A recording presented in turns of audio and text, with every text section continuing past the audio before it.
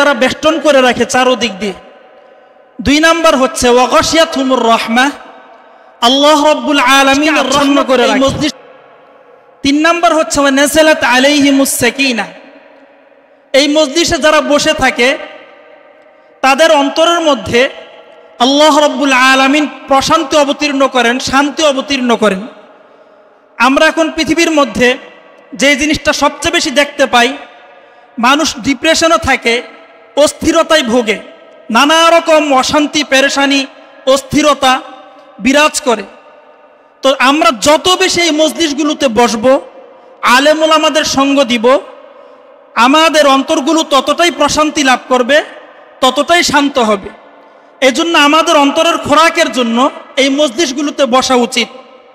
ওয়াযাকারাহুমুল্লাহু ফীমান ইনদাহ, আমরা যারা এই মসজিদে বসে আছি, এর চেয়ে বড় সুসংবাদ আর কি হতে পারে যে আমরা পৃথিবীর তুচ্ছ একটি জায়গাতে বসে আছি। হ্যাঁ, এক অঞ্চলের, একটি গ্রামের, একটি মাদ্রাসার 2 তলাতে আমরা বসে আছি, আর স্বয়ং আল্লাহ রাব্বুল আলামিন আমরা যারা এখানে বসে আছি আমাদেরকে নিয়ে আরশে আজিমে ফেরেশতাদের সঙ্গে আলোচনা শুরু করে দিয়েছেন। তো এর চেয়ে বড় সুসংবাদ আমার এবং আপনার জন্য আর কি হতে পারে? আল্লাহ রাব্বুল আলামিন বলেন কোরআনুল কারীমে, ফাযকুরুনি আযকুরুকুম, বান্দা তুমি যখন আমাকে স্মরণ করবে, যেই মুহূর্তে স্মরণ করবে, যেই অবস্থায় স্মরণ করবে, আমি আল্লাহ রাব্বুল আলামিন এর চেয়ে উত্তম মজলিসে তোমাকে নিয়ে আলোচনা শুরু করে দেই। এই জন্য আমাদের এই মসজিদগুলোতে বসা উচিত। আর এখানে আমরা যারা ওলামায়ে কেরাম আছি, তালিবুল ইলমগণ আছি, আমাদের কিছু দায়িত্ব রয়েছে। হাদিসের ভাষ্যমতে আমাদেরকে বলা হয়েছে ইন্নামাল উলামা ওয়ারাসাতুল আম্বিয়া, ওলামায়ে কেরাম হচ্ছেন নবীদের ওয়ারিস। ওয়ারাসাতের মধ্যে 3টা দায়িত্ব পড়ে। এর মধ্যে 1 নাম্বার হচ্ছে তাফাক্কুহ ফিদ্দিন, দ্বীনি ইলম অর্জন করা, দ্বীন শিখা। প্রত্যেকটা মানুষের উচিত খায়রুকুম মান তাআল্লামাল কুরআনা ওয়া আল্লামাহ, তালাবুল ইলমি ফরিদাতুন আলা কুল্লি মুসলিম। আমাদের প্রত্যেকেরই প্রয়োজন অনুপাতে দ্বীন শেখা উচিত। 2 নাম্বার ওলামায়ে কেরামের যে দায়িত্ব সেটা হচ্ছে তাহাফফুজ ফিদ্দিন, আল্লাহ রাব্বুল আলামিনের বিধিবিধানগুলোকে হেফাজত করা। 3 নাম্বার কাজ হচ্ছে দাওয়াত ও তাবলীগ, আমরা যা শিখবো, যা জানবো, প্রত্যেকটা বিষয়, প্রত্যেকটা কথাকে আমরা মানুষের কাছে পৌঁছে দেওয়ার চেষ্টা করব। তো আমাকে বলা হয়েছে ইলমে দ্বীন সম্পর্কে কিছু বলার জন্য। কোরআনুল কারীমের মধ্যে নামাজের কথা এসেছে 82 বার, আর পড়ার কথা এসেছে 92 বার।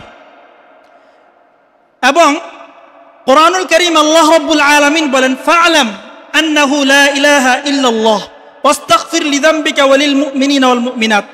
আগে বলা হয়েছে শিখার কথা, জানার কথা। ইমানেরও আগে আমার শিক্ষার গুরুত্ব, কারণ আমি যদি ভালোভাবে না জানি তাহলে কিভাবে ঈমান আনতে হবে সেটাও আমি বুঝবো না।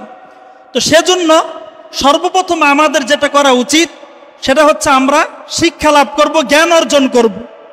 এটা অত্যন্ত জরুরি একটি বিষয়। আর এখানে যে সমস্ত ছাত্র ভাইয়েরা আছেন তাদের উদ্দেশ্যে আমি 2টা কথা বলে শেষ করে দিচ্ছি। আমাদের এই ইলমি পথ চলায় সবচেয়ে বেশি যেই বিষয়টা প্রয়োজন সেটি হচ্ছে সময়কে মূল্যায়ন করা। তো একজন মানুষ সময়কে যত বেশি মূল্যায়ন করবে, আল্লাহ রাব্বুল আলামিন এই পৃথিবীর প্রত্যেকটা মানুষকে প্রত্যেক দিন 24 ঘন্টা সময় দিয়েছেন। যে দরিদ্র, যে গরিব তাকেও 24 ঘন্টা সময় দিয়েছেন, যে ধনী তাকেও 24 ঘন্টা সময় দিয়েছেন। এক বাবার ঘরে 5 জন সন্তান থাকলে এই 5 জনকেই আল্লাহ রাব্বুল আলামিন প্রত্যেক দিন 24 ঘন্টা করে সময় দিয়েছেন।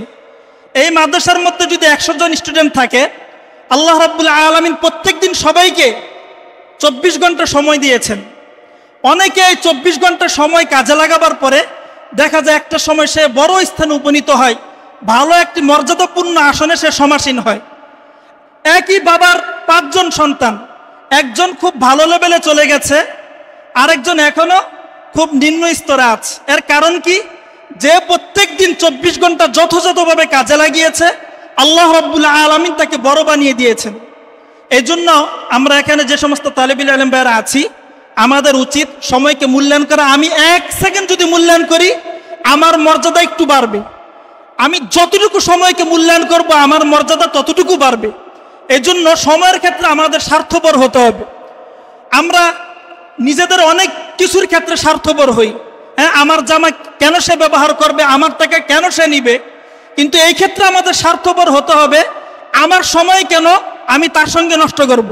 একজন আমাকে বলল যে চলো ঘুরে আসি, আমি ঘুরে আসলাম, এই ক্ষেত্রে আমাদের স্বার্থপর হতে হবে আমার সময়টা কেন আমি নষ্ট করব। তার সঙ্গে যদি এখন আমি ঘোরাঘুরি করি আমার সময় নষ্ট হবে, আমার ভবিষ্যৎ সুন্দর হবে না। সেজন্য তালেবেল আলেম ভাইয়েরা যারা এখানে আছেন, আমি অনুরোধ করব যে আপনারা সবসময় সময়কে কাজে লাগাবেন এবং আপনারা আপনাদের আসাতেজে কেরাম যারা আছেন তাদের কথাগুলো মেনে চলবেন। ইনশাল্লাহ আপনারা যদি দিনের পথে লেগে থাকতে পারেন, ওস্তাদদের কথা অনুযায়ী চলতে পারেন, আল্লাহ রাব্বুল আলামিন আপনাদের ভবিষ্যৎকে উজ্জ্বল করবে। এবং অত্র এলাকার যে সমস্ত এখানে ভাইয়েরা আছেন, আমি সবাইকে অনুরোধ করব যে আপনারা অত্র প্রতিষ্ঠানের প্রতি খেয়াল করবেন, অত্র প্রতিষ্ঠানকে ভালোবাসা দিবেন, যত্ন করবেন। অত্র প্রতিষ্ঠানে প্রত্যেকদিন কোরআনুল কারীমের তেলাওয়াত হচ্ছে, সূরা ইয়াসিনের তেলাওয়াত হচ্ছে, সূরা ওয়াকিয়া তেলাওয়াত হচ্ছে।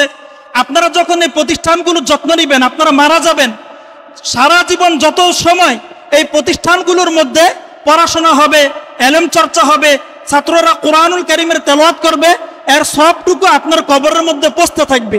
এজন্য আপনারা সবসময় মাদ্রাসার সাথে কানেক্ট থাকবেন, মাদ্রাসার সাথে সম্পর্ক বজায় রাখবেন। আল্লাহ রাব্বুল আলামিন আমাদের সবাইকে বাস্তবতা বুঝার এবং আমল করার তৌফিক দান করুন। সবাই বলি আমিন। ওয়া আখিরু দাওয়ানা আনিল হামদুলিল্লাহি রাব্বিল আলামিন।